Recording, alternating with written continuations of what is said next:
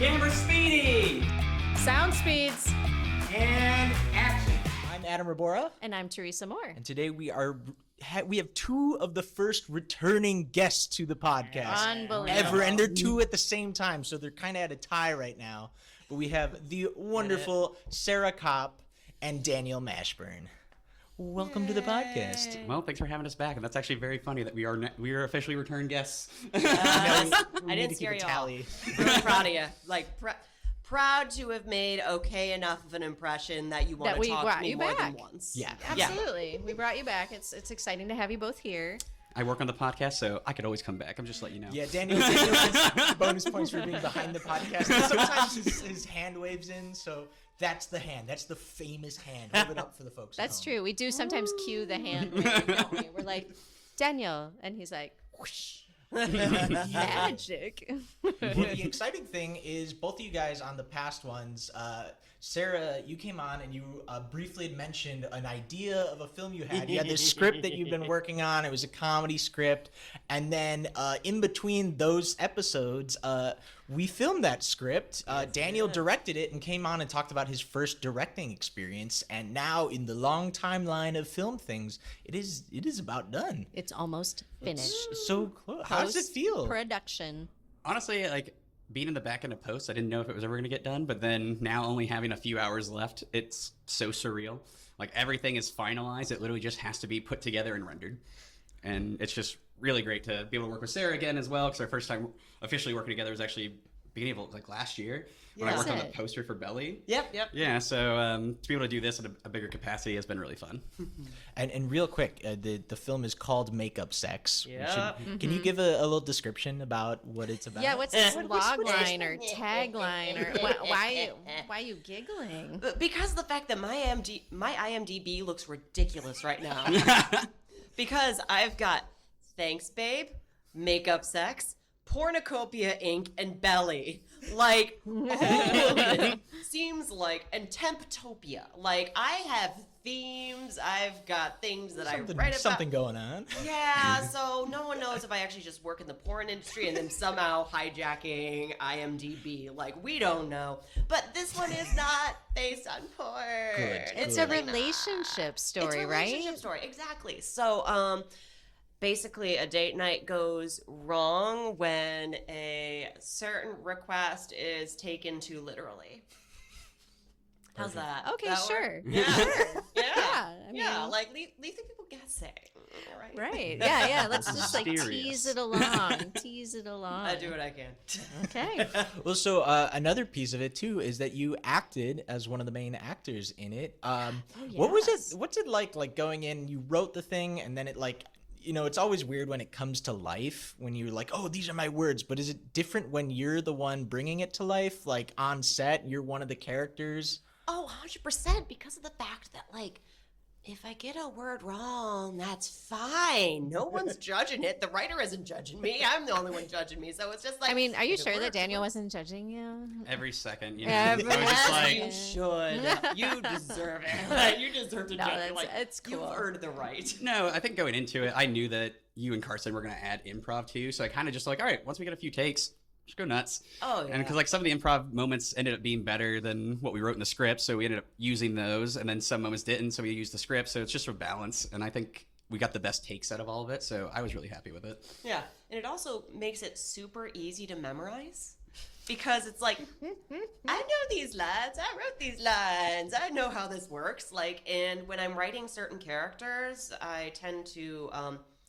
hear the pacing of the character and be very intentional about how things are worded, because I want them to sound as realistic as possible. Like, I don't want something to sound robotic. I want things that will, like, come out of people's mouths naturally.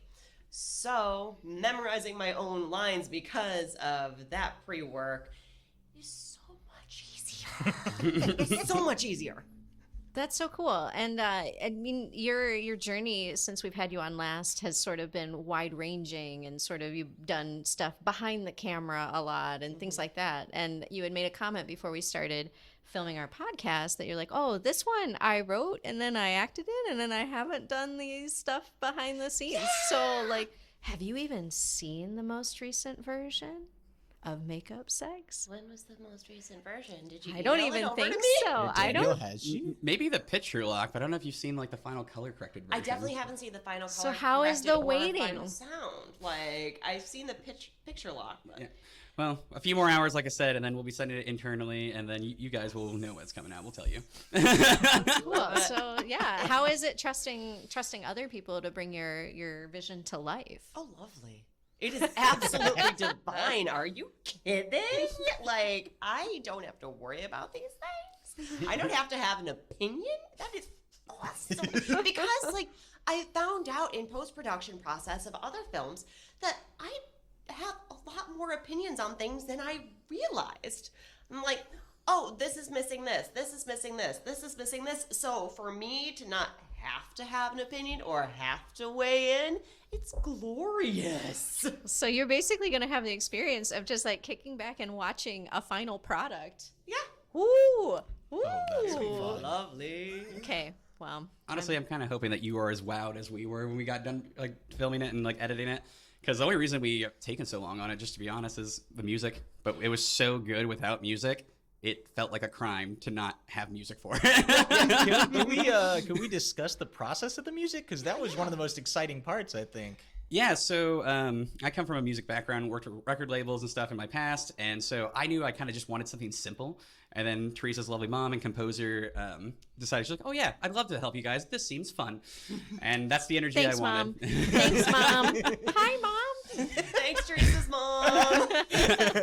But no, I really wanted to bring that kind of like fun energy to it. And then knowing that she is classically trained in like opera and piano and stuff like that, I'm like, this is perfect. I'm like, I want fun, light jazz with really intrusive piano sounds. So whether they're like the key flutters, that there's an official term for it, I've already forgotten, or smashing down, or something that really gives emotion, which is great to have someone who's such a esteemed professional being like, all right, I'm gonna go in the studio. Boom.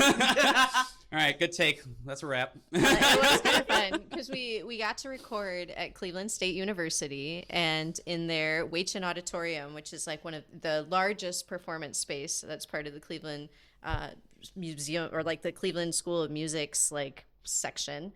And we worked with an incredible sound mixer, John Powell. So it was like one of those crazy days.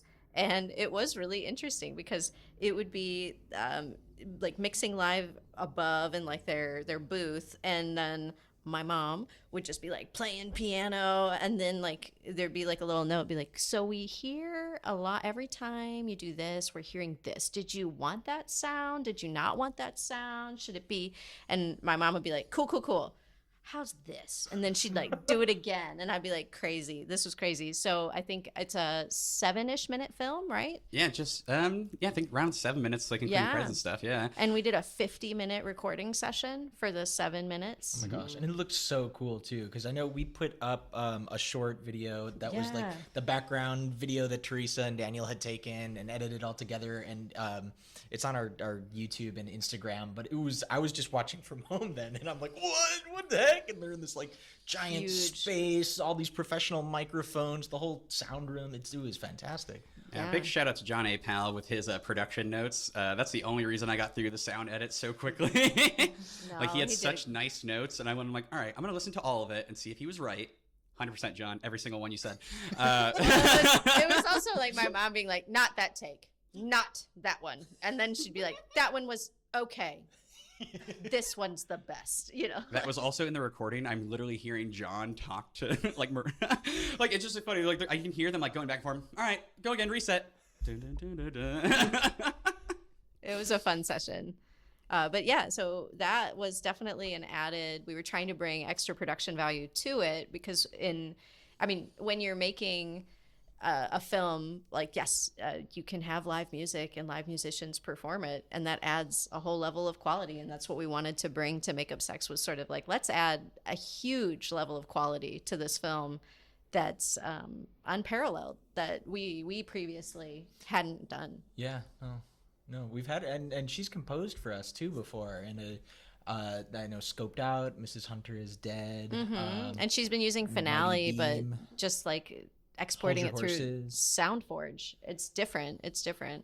And some of the synth sounds are fine when the computer, like that's the whole point, like that whole sound vibe works. But when you have something like a piano that you want captured, and like the slight imperfections and the way that the piano sounds, because that was a nice piano.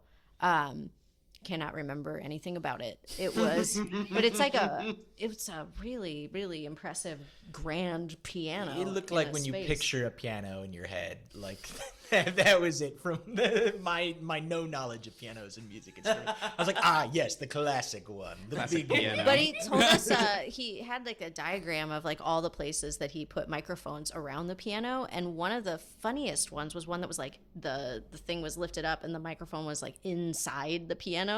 And he told a story that's actually from like an actual film set that he was inspired by, that he used to read about when he was learning how to do the sound stuff. And it was basically like the film folks had set up a microphone, and then for whatever reason that area was just covered by something, and every day it sounded better than the day previous. And what they realized is that the C-stand had sort of slipped, and every day the microphone got deeper and deeper and deeper into the piano. And so he's like, and that's how I learned to put the microphones there. Oh my gosh. So I thought that was just like one of the coolest stories. Oh, that's incredible. Yeah, so that's another reason. So when you're listening to the Makeup Sucks soundtrack and the music, you can just be like, yeah, there's a microphone inside the piano right now.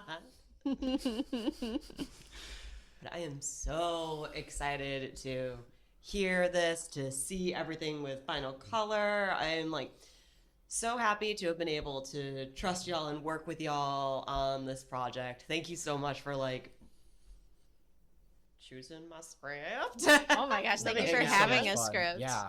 Oh, and I also realized while we've been talking that this is also the shooting location Yeah. of the film. So if you're looking in the backgrounds, you may recognize a thing or Spoiler. two. Spoilers. Totally did that on purpose. Yeah. Very thematic. This is the only episode shot here of the podcast. Yeah. Right. Only. Only for thematic reasons, of course. That's fun. And so what's the plan for it to be released? When can people see it? Yeah, so like I said, just a couple more hours in post, and then it will be kind of ready to go. And then we're kind of planning to launch in February of next year. Some Valentine's Day action.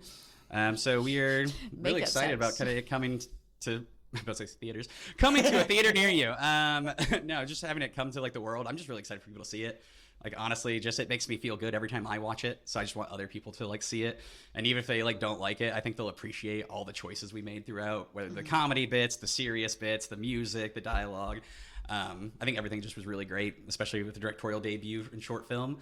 It's something I think I couldn't have asked anything better. Yeah, what's so because this was your directorial debut, and we got a lot of like on set, like how that went for you. How's the post been as a director for this first time? I cared way too much. Knowing it was going to be my directorial debut, I probably put a little bit too much time and effort into like the scene selection and like audio selection, and even choices that Nick Cartwright, our editor and DP, made. Just like him and I balancing like what fit the vibe we were going for and what was just ostensibly the best cut. And sometimes those didn't match up, and I think that as long as the energy stayed consistent, it would be good, and it ended up being that way. The energy feels very consistent throughout. Honestly, the hardest part in post was, or not post, but in production, was working with such great actors and actresses and having them have to pretend fight badly. And I'm like, I need you to do this worse. I need this to feel very fake. Like, I need this to feel like storefront theater, your first show. But no, my everything is like goodness. great, and honestly, all the people we got to work with on post, like Owen Blackburn for sound, and John A. Powell for our mixing, and then Eileen Marie Moore for composing, like all the folks that we worked with outside of our Film in a Bag crew that were able to bring this to life, added just another thing every time. And then Sarah, was there anything that like went from like the initial idea, like, and how it changed when Yes. you got to, and that you enjoyed or found along the way? Yeah, so much. So, when I wrote this was actually the very first scene that I wrote. Very first thing ever, which is really wild. funny. That's Yeah. wild that Yeah. that came. I- That was So the very first. Yeah, very first thing, right out the gate. Like, I wrote this for a class I was in, actually. It was an assignment for an acting class where we were supposed to, like, write just a short scene that could be performed between two people over Zoom because it was 2020. And Brittany Ward, who I will always sing her praises, was the teacher in that class afterwards. She was like, Sarah, why aren't you writing? So that's when I So you started were like, hello, writing. I guess that's when I started writing. Nice. So I had written it 100% with the intention of just like, this is just for that. This is just for this class. It's not going to have a life outside of this. And now 5 years later, I had to do some revamping because I wrote it in Word. And I didn't know how to actually do formatting. And because it was written just as a quick scene, Daniel came in wonderfully and wrote it as like, let's actually turn this into something filmable. So that way it is a movie. I'm like, thanks, dude. You're right. I didn't change a lot. I'm just putting it out there. All I did was break it up. It turned from a one night of debauchery into a weekend of debauchery. Exactly. Yeah. Lovely debaucherous weekend. Yeah, what's a little bit of debauchery on the weekend, right? You know, Yeah. Everyone's fighting and having sex about it, right? Classic Kung weekend. Fu fighting. Man. And then, Carson brought in so many great ideas, as Carson always done. Carson, if you're watching, we have already spoken about you like 6 times today, even before we shot, of how much we adore you. love you, We love you, Carson. You are a wonderful human. But he came in with such great ideas that, like, his little improvisations brought a whole other level of comedy to it that was beyond what I could have imagined. So from the first, let me sit down and write a thing type of thing for like an assignment for class, to what it changed into, Amazing. so completely different. And I am thrilled with the way that it's been able to turn out once I see the final everything. And I just want to say, I was working audio for this, so I was the boom operator. And there's one scene, I won't spoil what it is, but at the end of the scene, you guys just let Carson go on and on forever, and just Exactly what like you're talking about. let him Yep. go. And it was just me standing there trying so hard not to laugh, and I'm like, I am literally holding the sound, and I have the loudest laugh outside of baby Daniel, and I'm like, hold it in every time. And he kept coming up with new stuff it was It takes place by a door. I'm looking at the door where the scene is, and I'm like, nah. And honestly, shout out to like Nick Cartwright, our DP, because the shots for that scene that you will eventually see it was kind of like a last minute call. We were going to shoot it differently. We shot it both ways, but we ended up using both takes in different ways. So I think it's just really cool that we were able to have a situation where we're having this guy just go on and talk to the door and say some of the funniest shit that ever has Adam's ears been bestowed upon. I mean, we all were cackling when Yes. when it was cut. We died. Oh yeah, and it's like, as an actor, I don't typically do comedy, which is like, that's just not a thing I do because I break so easily. It is so easy for me to just be like, that was funny. Yeah. So I had such a hard time with this because of Carson. I'm like, you're too good, dang it. You're too good. It was so funny. Yeah. No, and I think that there's some definite humor stuff that comes through. And I remember watching one of the more recent versions. I don't even think I've seen the most recent, and I just was like, Honestly, I think this is the closest thing to a comedy I've ever like worked on as a director, writer, or camera person. I'm mainly drama, ironically. I think it's a comedy. Yeah. Oh, it is definitely a comedy. This 100% I mean, a yes. comedy. Yeah. Yeah. It better be if it's called makeup sex, okay? Because I don't know about a drama being called makeup sex. That just sounds too... That sounds really It sounds like an sad. A24 movie, to be honest. Right? Makeup sex, the thriller. Where It's kind of a combination between It Follows and... No, it's not. It's not. Don't make people think that it's going to be I'm scary. talking about the A24 version. Although Yeah, I you feel did like the there are cover. moments that might be scary for like one of the characters in it. Oh, spoiler. How much character? I don't know. What could I possibly be? Well, you'll have to watch to find out. Fine. Yeah. I'll spoil it. It's me. Wine glass number 4. I'm wine glass number 4. You'll see. That is a scary wine glass. my Actually, friend. we should have a challenge. Count the number of wine glasses that you can see in the background. In the foreground, the background, in characters' hands. You Is never it know. in every shot? You'll find out. Are there wine glasses? Random wine glasses. What was the reason too for that? You guys, I loved like you came in to the shoot with, and you're like, we are doing this wine glasses. Oh, so like I had written a joke in the script to add on to like Sarah's, and Nick and I were talking about it, and we were just kind of going back and forth and of like how stupid it was, but how it made us giggle like children. And so I'm like, it's a throwaway joke too, and I'm like, you know what if we just make it true? Like the character says something, and then if you actually pay attention, it is 100% true. It's like, why do you leave wine glasses all over the place? Most people say that in movies you never see a wine glass all over the place. I guarantee you will see them all over the place. A wonderful detail, a wonderful touch that I was like, oh, that really adds to the world, and it's just this funny It's little so joke, and once funny. you notice it, you're like, I can't Wait, unsee the wine what? glasses. Yeah, no, it's especially we switch through different times of the day throughout the weekend that it gets put through the story. So it's like day, night, afternoon that these wine glasses are just around. So there's no rhyme or reason of like timing. They're just like, I guess they're just always here. Makes me worry about the characters, not gonna lie. That's okay. Me it's too. okay. I'm emotionally invested in their lives. I know, right? go for but at now least you 7 have- minutes of it. You have like an Only. Easter egg hunt now. You've just got to go find the wine glasses and count them, because I feel like we'll have like a little like reveal. It'll be like, how many wine glasses did you see? It's okay. Mark is going to tell us that. And he won't even see this episode. He's like, so there are 36 wine glasses. Why? Yeah, my dad is going to count now. I absolutely know this for a fact. Hi, Dad. We've got Mom and Dad in this room. Hey, you got the whole parents gang here. Hey, we spend all this time talking about making films, and guess what? We made one. I wrote and directed this film here. It's called Infernal Beeping. I made it with the wonderful crew at Film in a Bag Productions, which includes both Daniel and Teresa. You should check it out. It's super fun. If you like those call-outs to Carson Fox Harvey, guess what? He stars in it. It's like an Edgar Allan Poe meets a broken smoke detector. It's super fun, super silly. I made a puppet. Check it out. So this was your first directorial debut, and you are now at the end of the journey, just about. You gonna direct again? Oh, yeah. No, I think I'm a one and done.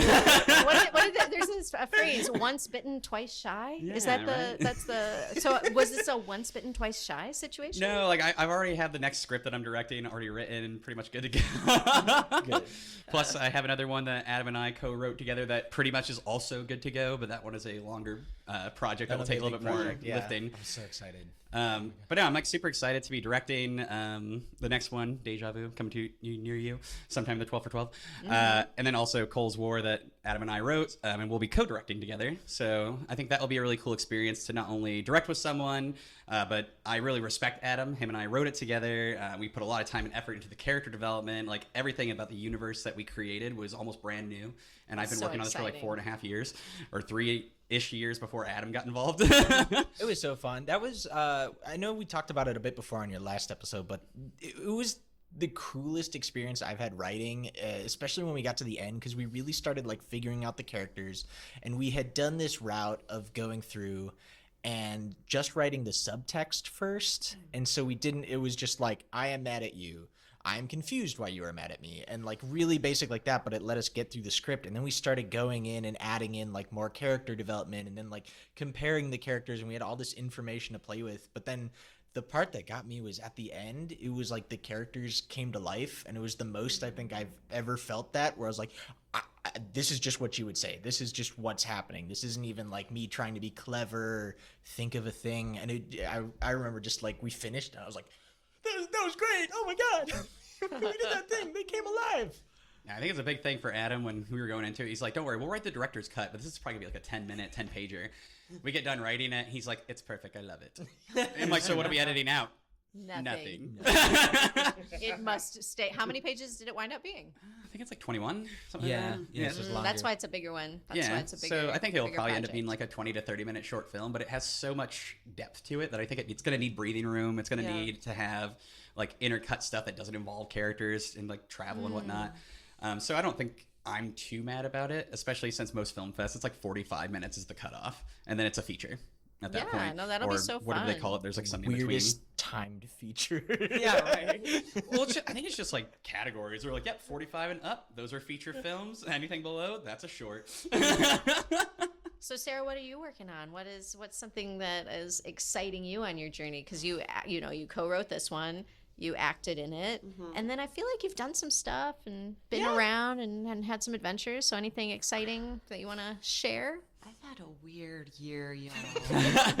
It's been a weird year. Like, so my film Pornocopia that I wrote and produced, I have to keep my eyes closed for this to actually picture what all is going on. Pornocopia that I wrote and produced with Full Spectrum is finishing up post-production, going into closed captioning and accessibility right now. Then Thanks Babe is, which I wrote and helped produce, didn't really do much as a producer on it except for like advising.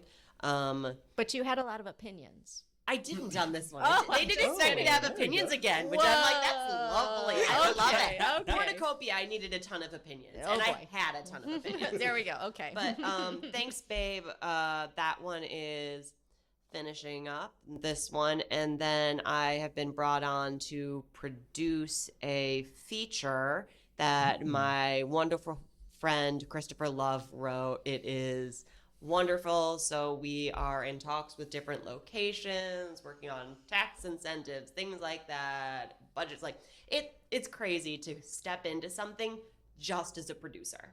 So that's my first time doing that.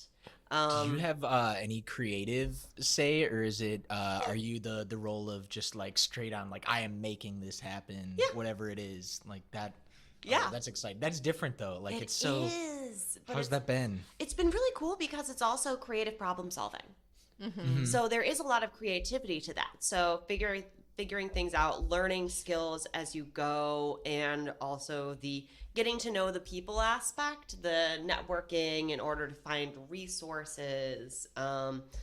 Like we're in talks to film in a certain state and finding out about the state's tax incentives and like stackable incentives and a lot of It sounds like a lot of meetings, money stuff.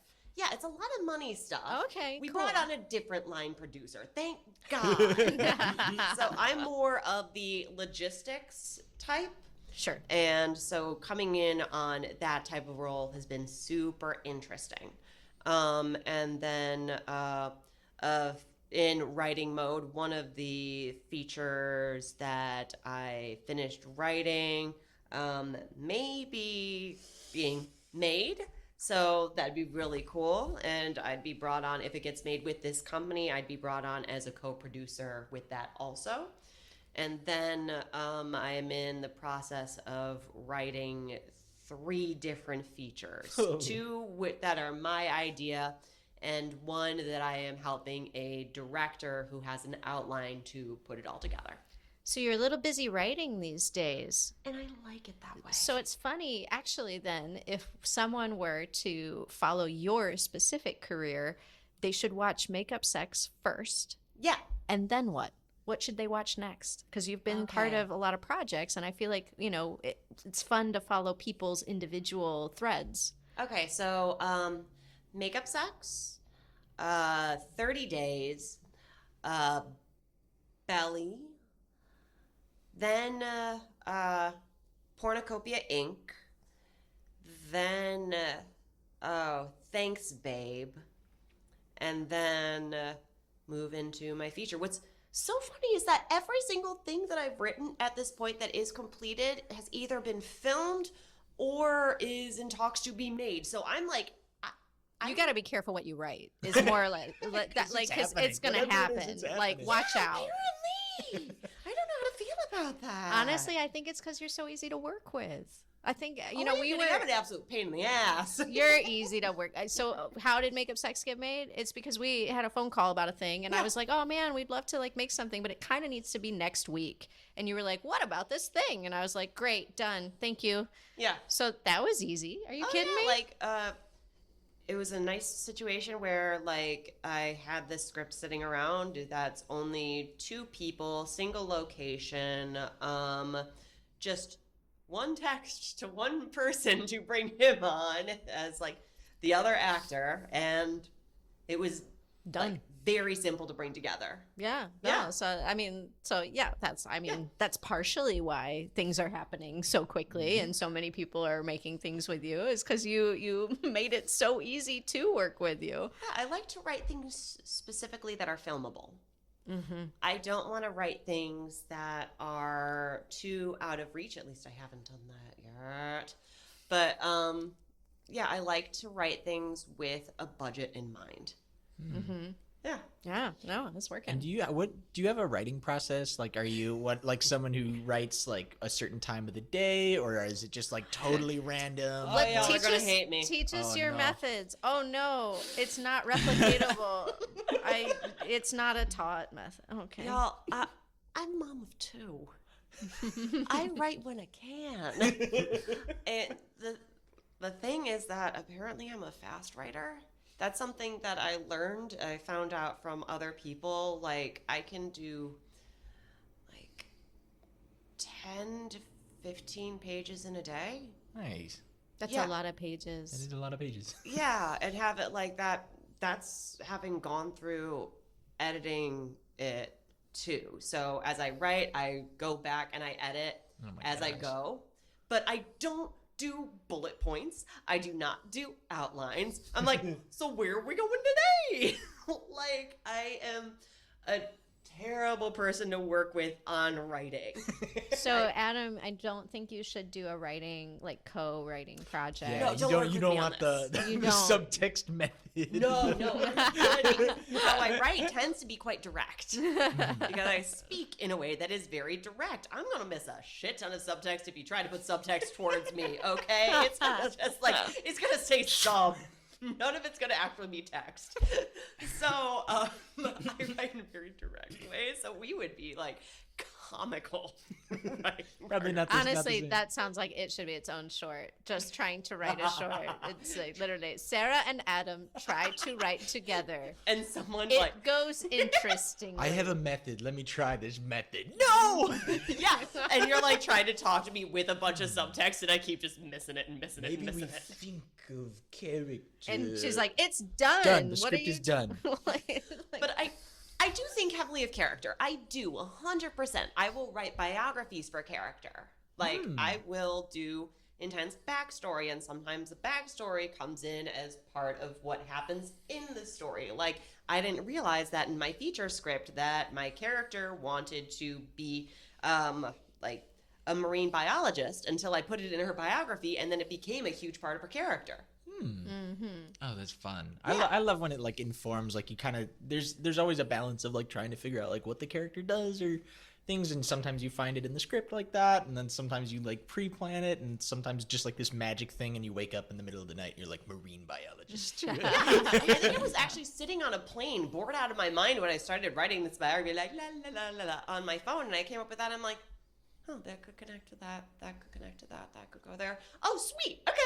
Like that's how I write, or I will come up with ideas. Like you had said something about a location that you have available, and I'm just like, oh yeah, I had this idea to take place here. That could work. Okay, I'll well, finally now I'm sit down very and write hopeful that you'll write it. It's silly. It's, It's yeah. gonna be a silly, feel-good one that when That's it's good. on the IMDb will not look like porn, which is great. Which would be I a need change that. for you. I know, right? Oh, so we could shift up the name. I mean, like, but let's just clarify it for our audience. It's not porn. I don't make porn. I do not make porn. Tired of these accusations. Just dare because you. the titles are so provocative. They're erotic comedies. Come on, it's very nuanced. Oh God! I just realized the feature that I'm working on that I'm a producer is called The Unclean. Oh no. Oh, it's just your IMDb is gonna be slimy. We gotta get Urban Dictionary involved. We need a collab. No, I think that's a really cool way of like writing, because it's like the David Lynch method. He'll start with like an idea, or R.I.P. He would start with an idea, and then he would just write 70 note cards of scene heads, and then he'd go back. He's like, this is probably a movie. And then he would figure out, like, he's like, all right, cool. Well, I have the short story. What are these characters doing? Why are they doing it? And then he'd actually write it how he normally writes scripts. But he says, like, yeah, just get the ideas out. Yeah. That's the hardest part. Like, get it down, even if it's just incomplete. And that's why when Adam and I did the subtext one, it's like a more nuanced version of that. It's like, okay, cool. We know what we want them to feel. We just don't know what we want them to say. And then I, as Adam can attest, I had a crazy outline. I had like 6, like in different stages of life. Because originally it was a 1-to-1 adaptation. Then it was a modernized adaptation. Now it's its own thing. So many iterations that come into it. But highly recommend, if I can tell anyone anything that would help them, do not spend 4.5 years on a 20 to 30 minute short film. I swear to God, it's not worth it. You're going to love it. It's going to be great. And you might have the best budget in the world. Write stuff fast and get it made and get better over time versus like your magnum opus being the first thing you wrote. Because it's not going to be. It's going to be good. Maybe it might be great. But it's not going to be the best thing you're ever going to make. Yeah.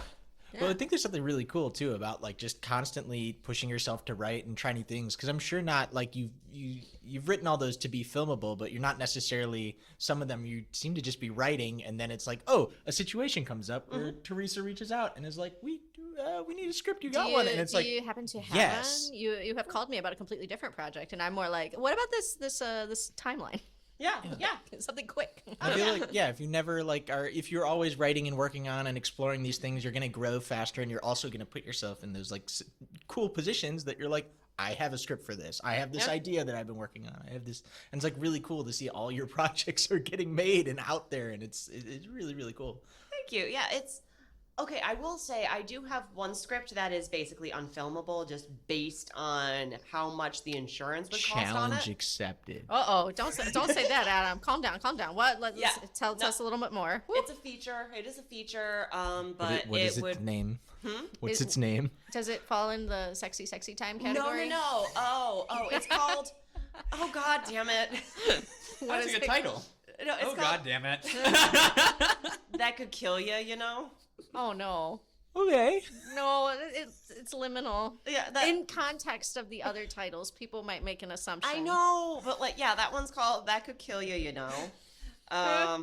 Yeah. It's a Minnesota thriller. It's like big campy comedy in the vein of like 90s comedies. Oh, I love 90s comedies. Yeah, like just, and it came out of wanting to write in a character that I had to cut out of something else. I just had such a good time writing him that I'm like, I need him somewhere else. Where can I put him? Fun. Yeah. Okay. Well, Yeah. we'll have to talk offline and tell us more. Sounds good. It's only about 40 pages in at this point on them. Okay. That's so fun. We just watched Happy Gilmore Happy together for the Gilmore. first time. I'd never seen it. I had also never seen it, and it's just it Daniel, no judgment. You've judging? never seen Plenty of it? judgment. Okay. Oh gosh, no judgment. No Sarah? judgment. I watched No that a judgment million zone. times Oh my growing gosh, it up. was so good. I really enjoyed it. I also enjoyed how much energy and life the characters have. That's like one thing that I miss about the comedies. It's like the Bull Durham movie that I watched a year ago, and I was like,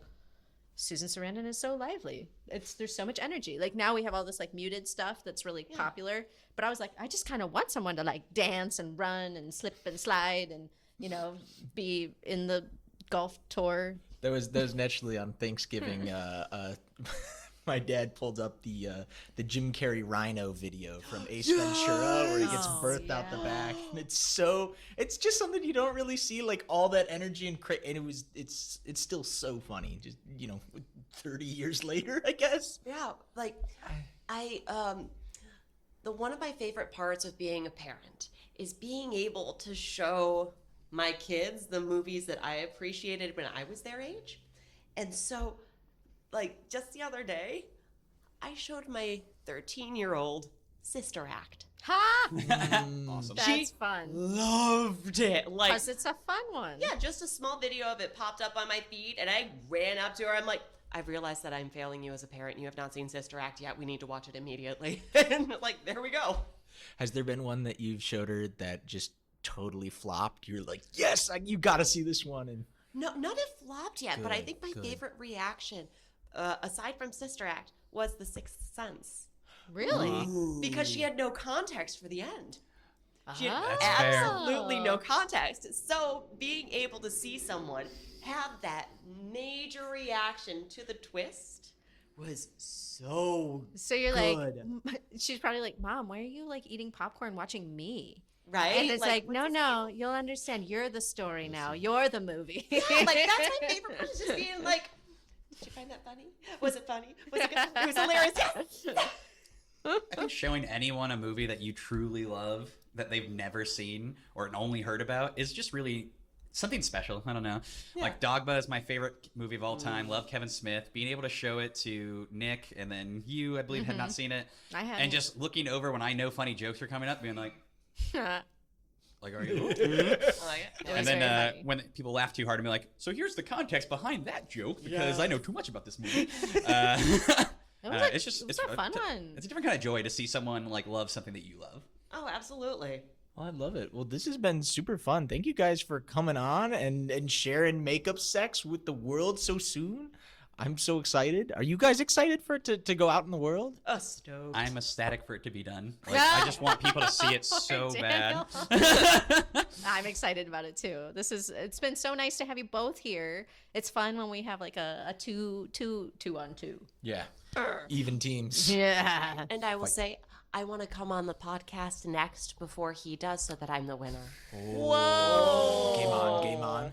Wow. I'm gonna walk into shot for the next podcast, being like, "So, hello, everyone." Wandering the background like a lost We extra. know him. I didn't realize there was a rivalry, but now that we have our first started. podcast rivalry, It's gonna be in the middle of the next episode. You're gonna see me in the background. Go, oh, it's like the SNL thing, like the multiple timers club, or like whatever. That's our podcast thing now. Obviously, I will be adding clearly. it to my IMDb. So. Oh la la! Uncredited background mouse and wine glass number 4.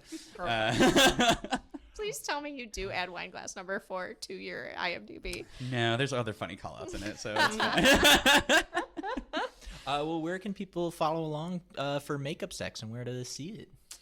Yeah, you can follow at Film in a Bag on Instagram and at Urban Pebble. And also, I'm sure Sarah will be posting about it on her Instagram as well, which I forget what it actually is, right? It's all right. It's at Sarah, S-A-R-A-H, because I'm not a lazy Sarah. S-A-R-A-H, Kopp, K-O-P-P, film. Yep. And Sarah, there's a film we talked about last time, a certain film called Belly that is shown around a good while now, all year since I think our last podcast was in the spring. Yeah, no, this is exciting. And there's maybe an event coming up to see it one more time. January 12th at the Davis Theater. It's going to be a series of shorts that are all either written, produced, directed. So it's just a series of shorts by a lot of great women that are all surrounding different issues that surround women. So Cool. yeah. So it sounds like a lady film night. It is, but dudes are allowed. Yes. Oh. Yes, yeah, the dudes are Don't allowed. don't worry. I'd be okay if men aren't allowed. I'm pro women networking. Men ruin everything. Like, I'm just putting it out there. It's what we do. Ayo. Well, this has been the Urban Pebble podcast. Thank you so much for joining us, and thank you guys for sharing your stories. Woo. Thank you for Yeah, having us. thanks for having us. And cut. That's a wrap, everybody.